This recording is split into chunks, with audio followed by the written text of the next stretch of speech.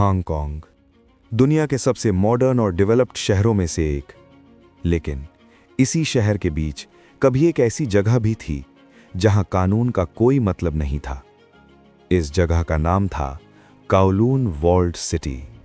इसकी कहानी शुरू होते हैं 19th सेंचुरी में, जब चाइना और ब्रिटेन के बीच टेंशन अपने पीक पर था। 1898 में ब्रिटेन ने हांगकांग के न्यू टेरिटरीज को 99 साल के लीज पर ले लिया। लेकिन एक छोटा सा एरिया, काओलून का एक फोर्ट, चाइना के कंट्रोल में ही रहा। ये एक मिलिट्री आउटपोस्ट था, एक छोटी सी दीवार से घिरा हुआ फोर्ट्रेस, जिसे बनाया गया था ब्रिटिश इन्फ्लुएंस को मॉनिटर करने के लिए।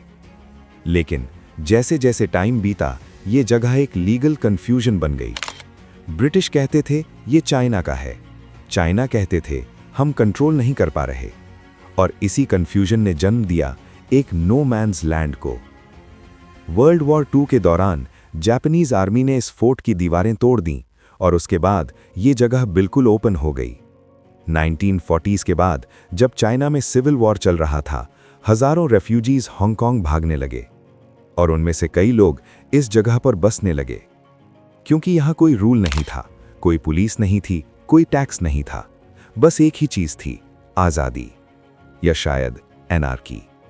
शुरू में ये सिर्फ छोटी सी बस्ती थी, लेकिन धीरे धीरे लोग यहाँ घर बनाने लगे बिना किसी परमिशन के, और धीरे धीरे ये दुनिया की सबसे यूनिक और डेंजरस जगह बनने लगी। एक ऐसी जगह जो ऑफिशियली किसी की नहीं थी और प्रैक्टिकली सबकी थी। यही थी काओलून वॉल्ड सिटी की शुरुआत। इमेजिन करो, एक जगह जहां 6.5 एकड़ के एरिया में 30,000 से ज्यादा लोग रहते हों। ये था काओलून वॉल्ड सिटी। बिल्डिंग्स इतनी क्लोज थी कि सनलाइट ग्राउंड तक पहुंचती ही नहीं थी। गलियां इतनी पतली कि 2 लोग मुश्किल से पास हो पाते, और सब कुछ इतना कंजेस्टेड कि ऐसा लगता था जैसे एक कंक्रीट का जंगल हो। यहां कोई प्रॉपर सीवेज सिस्टम नहीं था, पानी इल्लीगल कनेक्शन से आता था, इलेक्ट्रिसिटी चोरी की जाती थी, और फिर भी लोग यहां नॉर्मल लाइफ जीते थे। बच्चे स्कूल जाते थे, लोग काम करते थे, छोटी छोटी शॉप्स चलती थीं। लेकिन इस सब के पीछे एक डार्क रियलिटी भी थी। ये जगह ट्रायड गैंग्स के कंट्रोल में थी, जैसे 14K ट्रायड और सन यी ऑन।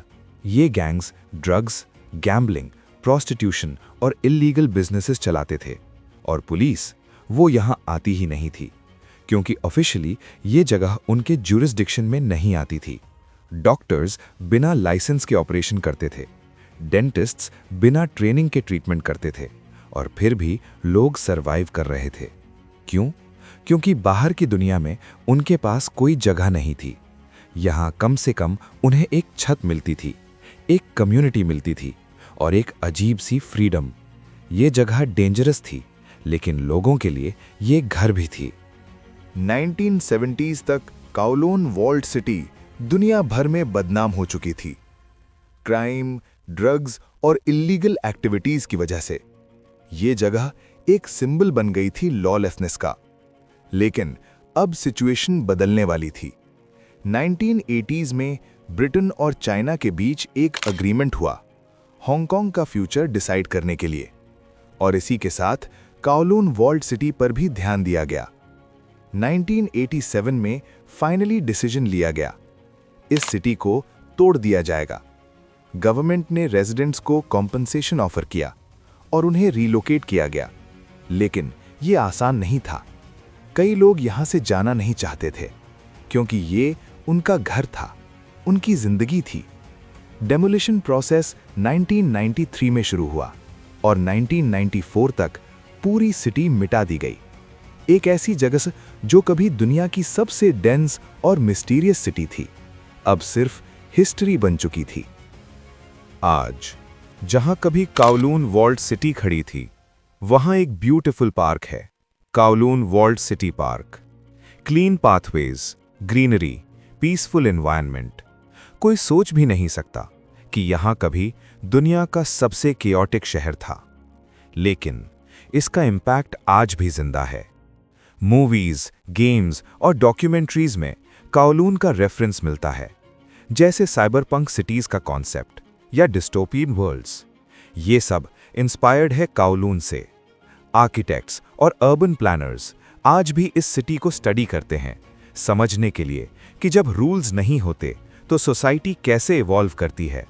और सबसे इंपॉर्टेंट, ये एक लेसन है कि इंसान हर सिचुएशन में सर्वाइव कर सकता है, चाहे कंडीशंस कितनी भी एक्सट्रीम क्यों ना हो। काओलून वॉल्ड सिटी सिर्फ एक जगह नहीं थी, ये एक एक्सपेरिमेंट था, ह्यूमन सर्वाइवल का और सोसाइटी के लिमिट्स का। कुछ शहर मैप्स पर नहीं मिलते, लेकिन हिस्ट्री में हमेशा के लिए लिख जाते हैं। कोलून वॉल्ड सिटी उनमें से एक है।